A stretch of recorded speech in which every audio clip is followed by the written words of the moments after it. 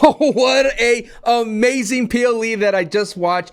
Clash in Paris is by far one of my favorite ones. Welcome everybody. This video we're gonna go ahead and review Clash in Paris, and this is Sancho West Wrestling. My name is Sancho West, and if you want to sub for more wrestling action, do so please. I would be very humble and thankful if you do. Let's go ahead and talk about that fun PLE in Paris. One thing I want to say is, hey, adios, bon voyage, Peacock. That is the last PLE we're gonna have here in the United States. We're gonna move into ESPN with WrestlePalooza right around the corner. And I gotta say, shouts to the people of France. By far a banger of the crowd that elevated everything from the in-ring to the performance of all the wrestlers. And I just absolutely love watching and experiencing that second-hand vibe and those goosebumps moments from the people of France. And I also got to put it together that, hey, I thought Clash was just going to be a meh, lukewarm PLE. I thought it was going to be a stepping stone to WrestlePalooza, but I do feel that they delivered. They delivered on all fronts in every match. It felt like everything mattered. And at the same time, everybody got elevated here. I feel like even the people that lost in the booking wise, they got elevated. So let's go ahead and break down the whole entire match, cards and things of that sort. Starting off with Roman Reigns and Bronson Reed. 22-minute match, very solid. It's a very typical Roman Reigns match where it kind of slowed down at the very beginning. It's a simmer. You got to marinate in a bit for a bit, but I think that really worked for Bronson Reed to be able to have that heel control as this tsunami Godzilla out there, the kaiju monster that he can be. I like how the commentary called him a meat planet. And I like that. It worked very well for this Roman slow style of wrestling. Roman Reigns recently said in an interview that he is understanding how to read the crowd, how to listen to the crowd. And if you have a crowd that's white hot like at France, you could definitely do some great things with it. And I think Roman Reigns and Bronson Reed did some great things. And Bronson Reed looked very scary during the match itself. And of course, Roman Reigns had to go ahead and stand tall. I felt that Roman Reigns, after losing his shoes, there was no way he could get disrespected and lose against Bronson Reed. I love the shenanigans afterwards alongside with Paul Heyman. Paul Heyman is a master of giving those facial animations, things of that sort, to make him feel like he's the scary guy. I love him saying, no, I acknowledge you, I love you. Remember, this is the first time that Roman Reigns got his hands on Paul Heyman after that Mania betrayal. So all that was great, and I love the beatdown afterwards with Braun Breaker and Bronson Reed just destroying Roman Reigns, writing him off television in the best way you can. And I like the way that they nerfed Jey Uso as well, hurting Jey Uso in the process. And I love that Jey was trying to save Roman, because it kind of all ties together. That moment Roman Reigns says you can't trust anybody, almost you have to only trust family. So that's going to solidify what happens in the main event in the Fatal 4-Way. So Roman goes out. That moment where he gets tsunamied while he's on the stretcher gave me memories of Rey Mysterio getting thrown against the ring post by the Big Show. Some really good stuff to solidify the danger and how scary the Vision can be when they're unleashed. And because of that danger, they get banned from the arena. They get kicked out by Adam Pearce, and all of a sudden everybody's looking around going, ooh, who's going to be the fourth member joining the Vision? And it's something that we've been following very closely here on the Sancho West Wrestling YouTube channel. I made multiple videos talking about the third man and the fourth man that would be available to join Seth Rollins' faction. But we're not there yet. We have another match. It's for the tag team championships here between the Wyatt Sicks and the Street Profits. And this was a 13-minute match, but I enjoyed this match very well. This match looked really cool, actually, with a Borderlands 4 tie-in. It wasn't a groan-inducing one like we saw at Mania. The Street Profits ring gear looked awesome when they wore those Borderlands outfits, and I love everything about it. But the one thing that I did not like about this match was that we did see in the go home that we had that little moment between Bo Dallas and Street Profits where they were like kind of trying to break them up, and Bo really said like one line, but apparently that line just went ahead and got inside their minds, and all of a sudden made these two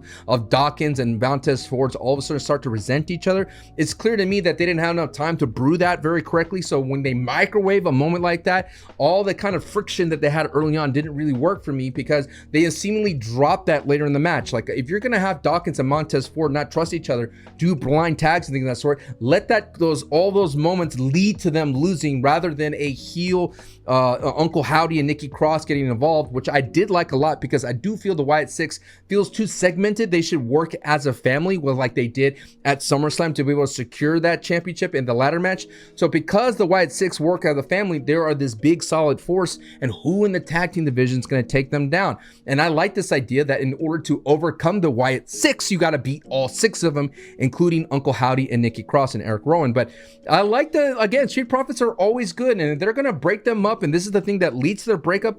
I was hoping that kind of message gets delivered like nails at the very end. That would be the button of the match, but unfortunately we didn't get that, and we just got a heel interference from the Wyatt Sicks. Wyatt Sicks retained. I love the idea of the Wyatt Sicks looking strong.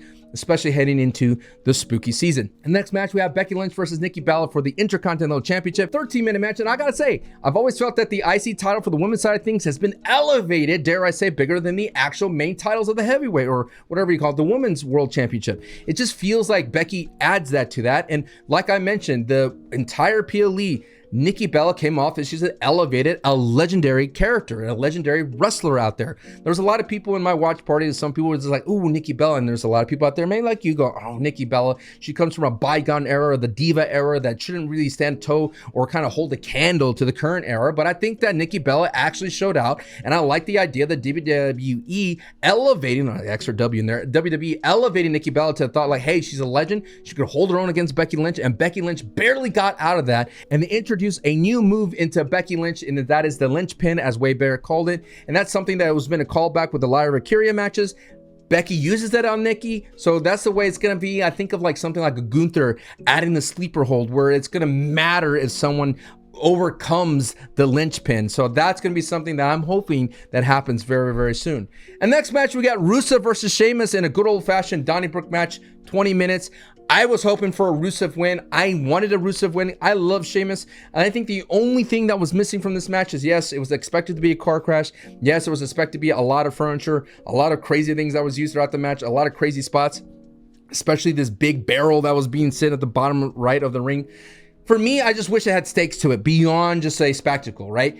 Add some stakes, make it for a #1 contender for the Intercontinental Championship, because that would mean that would elevate Dom and AJ. That's going to happen on Monday Night Raw. And that would elevate this match because it would be like, oh, Sheamus is going for the Grand Slam.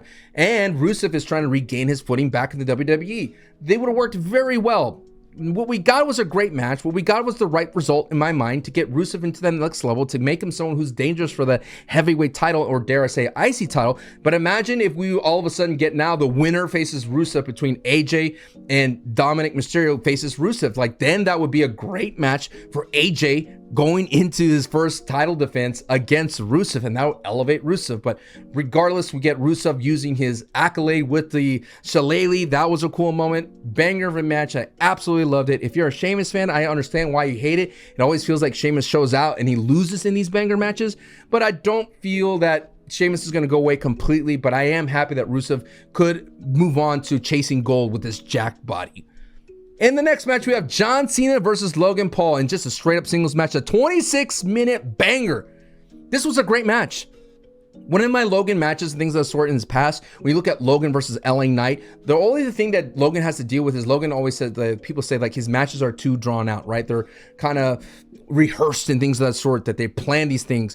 But John Cena, I doubt, could do that, right? In terms of his age and his physical ability at this moment, they got to save John Cena as much as possible. But John Cena knows how to call a match in the ring. In fact, he is infamous for overcalling, verbalizing what's going to happen in the ring. So when I knew that Logan Paul was going to be dancing with a ring general like John Cena, where they could put together a banger of a match, and if Logan Paul could actually listen to John Cena and go with the flow of it, the match was great, man. You literally had both wrestlers throwing everything at each other that they had, and then throwing new things into the wrinkle. It was really solid to see both Logan work a heel level and seeing John Cena kind of guide him through those moments, to have Logan embrace these big atmospheres, this big kind of, I guess, territory, like away home court advantage against from John Cena, was really neat. And I think that definitely elevated Logan Paul. And this was, so far, except for the tag team match, we still got a lot of clean finishes going forward. So this was a clean finish, and you had Super Cena overcoming the young buck Logan. And I love what the commentary did about making it seem that Logan was this close to winning. If Logan just covered the shoulders from Wade Barrett, if Logan did this, if Logan would stop showboating, he would be able to get the job done. I love the callback moment as well between The Rock and Cena in their first icon versus icon match that they had, so to speak, in Miami, I believe, was John Cena was kind of showing off and going for the people's elbow, and then The Rock sprung up and hit him with the rock bottom in the pin to win. Logan was doing the same thing, doing the 5 moves of doom, and he was about to do it again, and then John Cena came up and out of nowhere hit him with an AA. Really cool stuff. Then the really neat stuff you had John Cena hitting the End of Days. That was sick. You had John Cena hitting a clash, a Styles Clash in France to bring back the phenomenal chance. Really cool moments, really fun times. And at the same time, I'm hoping people could see that there's the potential of Logan Paul to go a lot higher than where we are right now. Again, this was his 24th match, if they want to say that, and this 24th match with John Cena. great things are ahead for Logan Paul if he could just continue going forward. And now that he's learning how to work through a match and go with the flow like a traditional professional wrestler, I think I mentioned like great things are ahead. And at the same time, John Cena stands tall and is looking strong against his potential match against Brock Lesnar. And I know there's going to be a lot of people that were surprised that there was no Brock Lesnar coming out here, considering this was not the main event. It makes sense not to really have a big character like Brock Lesnar come in right before the main event, but still, John Cena looking strong, going to WrestlePalooza is what you want. Logan Paul cannot be upset that he took John Cena to the brink, Super Cena, and hey, almost beat him multiple times. So great match overall, and I absolutely loved it. In the main event, we got Seth Rollins versus CM Punk versus Jey Uso versus LA Knight for the Fatal 4-Way.